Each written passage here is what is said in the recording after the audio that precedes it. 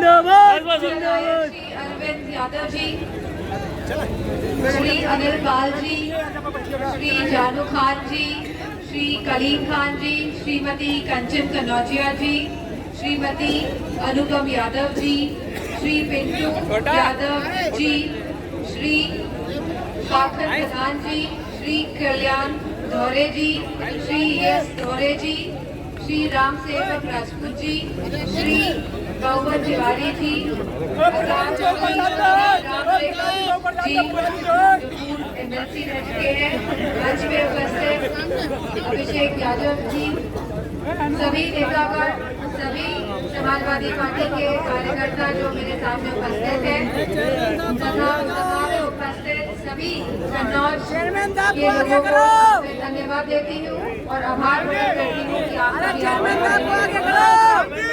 कन्नौज हमेशा से समाजवादी विचारधारा का सोच रहा है। जहाँ लोहिया जी ने यह विचारधारा दी कि गैर बराबरी समाज में खत्म होनी चाहिए, कि भेदभाव जो समाज के जड़ों में जकड़ा हुआ है वह खत्म होना चाहिए। जहाँ उन्होंने समानता और संपन्नता की बात कही, वहीं जिनकी विचारधारा से आदरणीय नेताजी बहुत प्रभावित हुए और उन्होंने भी यही लड़ाई लड़ी कि समाज में गैर बराबरी खत्म हो, कि राजनीतिक, सामाजिक और आर्थिक बराबरी आए सबकी। और इसी विचारधारा के साथ आज भी समाजवादी पार्टी अटल है और माननीय अखिलेश जी इसी विचारधारा के साथ समाजवादी पार्टी को लगातार निरंतर आगे बढ़ाने का काम कर रहे हैं। और पंक्ति में आखिरी खड़ा हुआ व्यक्ति को सम्मान मिले, उसका शोषण ना हो और संविधान ने जो अधिकार दिए हैं आपको उसका कोई हनन ना कर पाए और उसका हमेशा संरक्षण हो, ऐसी विचारधारा के साथ समाजवादी पार्टी आगे बढ़ रही है। मुझे खुशी है आज ये यात्रा जो छिबरामऊ से होते हुए निकल रही है और जिसके लगभग 100 दिन पूरे होने जा रहे हैं, इसके लगभग 99 दिन हुए हैं और लगभग 100 दिन पूरे होने जा रहे हैं और लगभग 6000 किलोमीटर से हमारे युवा साथी इस यात्रा को लेके निकले हैं और जिसका मकसद है कि लोगों में जागरूकता आए, सामाजिक जागरूकता आए, कि समाज में हक, सम्मान और अधिकार की जो लड़ाई है वो लोग जाने, वो लोग समझे।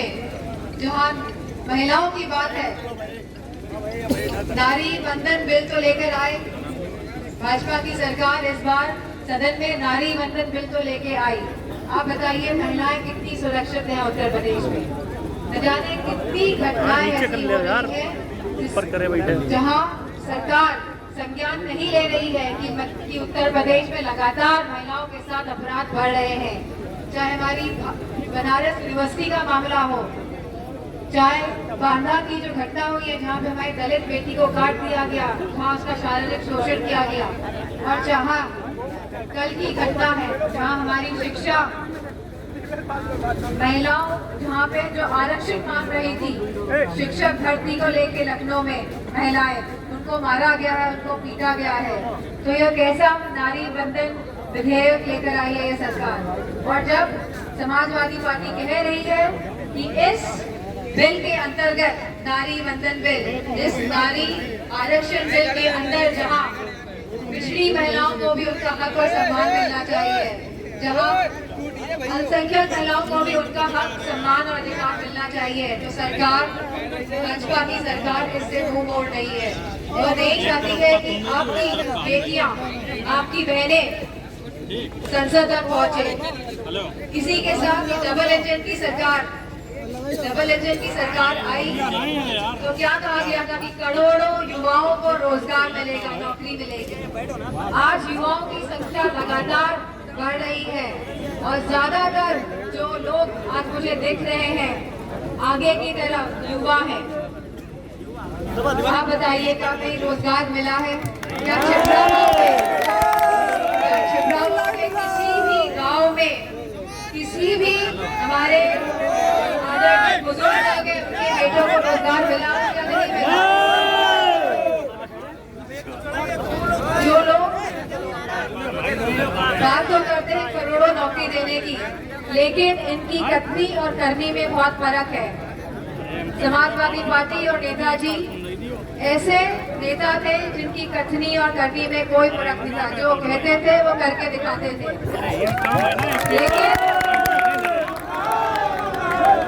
लेकिन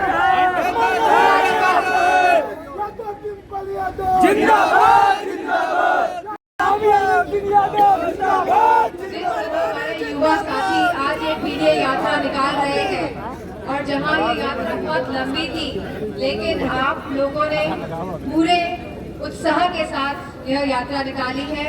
और मुझे खुशी है कि मैं भी आज इस मौके पे आप लोगों के बीच में उपस्थित हुई हूँ। कन्नौज में तो हुई हूँ और साथ में वेंगोली में भी उपस्थित होंगी, और फोटो वहीं पे खिंचवाऊंगी आप सबके साथ।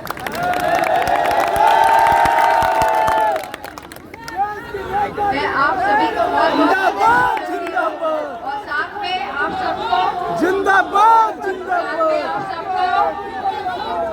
साथ में आप सबको बधाई देती हूँ कि आपने पूरे जोश के साथ इस यात्रा में भाग लिया। और इसका आखिरी दिन जब 1.25 दिन कल है और 22 तारीख को जब नेताजी का जन्मदिन होगा और जब आप इस यात्रा को समापन करेंगे सिरफई में, तो आप सबको मैं बहुत बहुत बधाई देती हूँ। इन्हीं शब्दों के साथ आप सबका बहुत धन्यवाद। शिक्षा की बात करते हैं, शिक्षा का भी स्तर लगातार उत्तर प्रदेश में गिरता जा रहा है। भाजपा की सरकार नहीं चाहती है कि आपके बच्चे पढ़े लिखे और समझदार बने।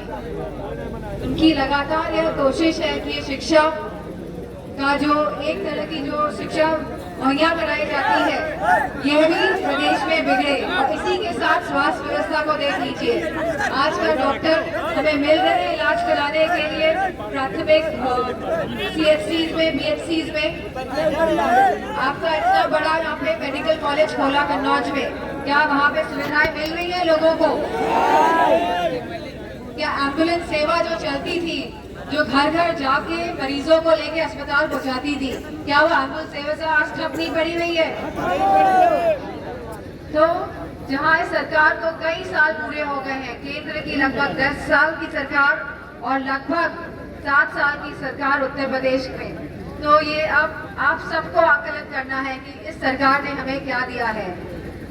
मैं धन्यवाद देना चाहूंगी कन्नौज की जनता को, जिसने हमेशा से समाजवादी विचारधारा का समर्थन किया है, चाहे वो नेताजी हो, चाहे वो आपके अखिलेश भैया हो, चाहे मैं हूँ, जो आपने मुझे मौका दिया कि मैं इस क्षेत्र में काम कर सकूं। और हमारा भी हमेशा से यही संकल्प रहा है, हमेशा से हमने यही प्रयास किया है, कोशिश की गई है कि ज्यादा से ज्यादा विकास, ज्यादा से ज्यादा सुविधाएं, ज्यादा से ज्यादा आप लोगों तक पहुंचाने का हमारा हमेशा से प्रयास रहा है।